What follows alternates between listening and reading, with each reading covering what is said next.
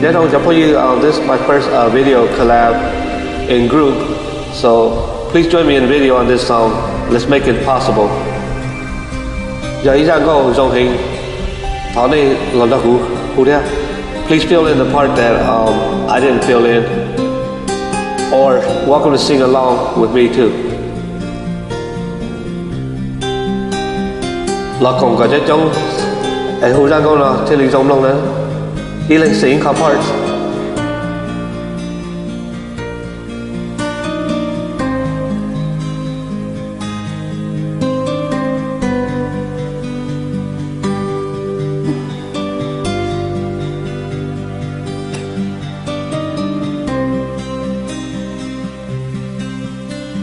Ya Allah mengukumnya Vita ke ojota Ketimong ni pun Ya kata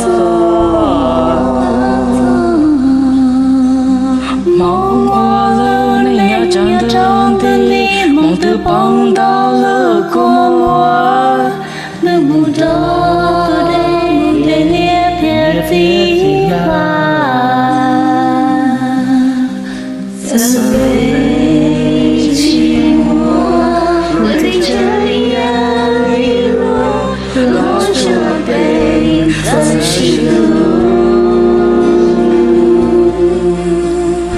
Phải rong thiên bê bê sao ngồi kêu thì thấy bê mong luôn bê nữ thiên đó mù thông lớn điệt ê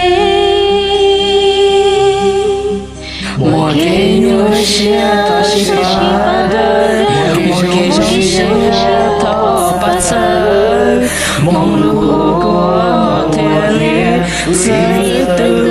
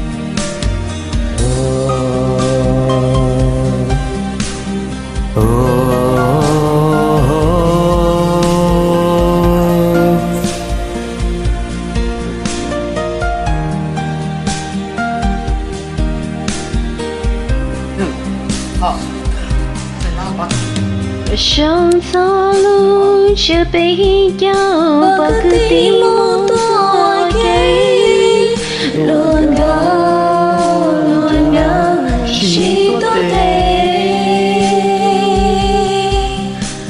lần này ta nhớ mọi nơi cho mưa vì hãy mong và mình rư bay từng theo luôn tê tê chỉ từ cái xưa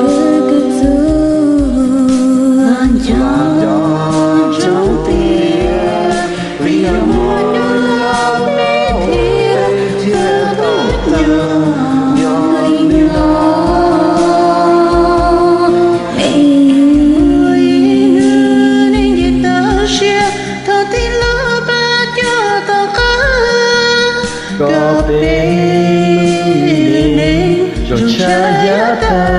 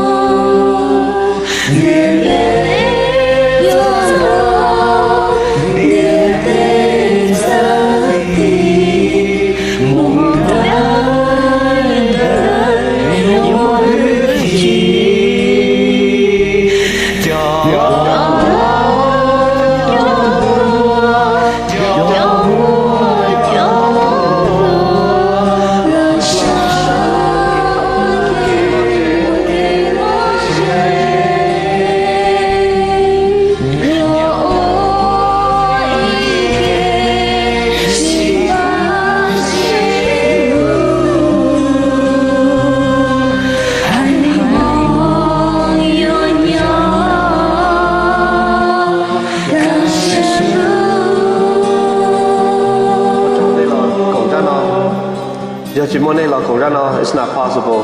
Thank you for joining me. You're welcome. Thank you, man.